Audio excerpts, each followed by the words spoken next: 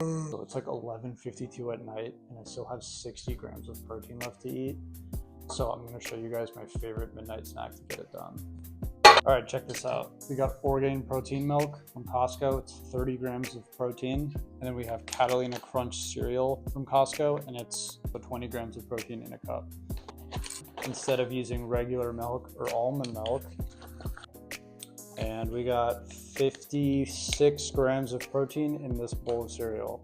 Think about it, like Fruity Pebbles or Cinnamon Toast Crunch, that bowl probably has like 6 grams of protein and 30 grams of added sugar. This has no added sugar and 56 grams of protein. Follow for more. Still 3 minutes till midnight. Let's go.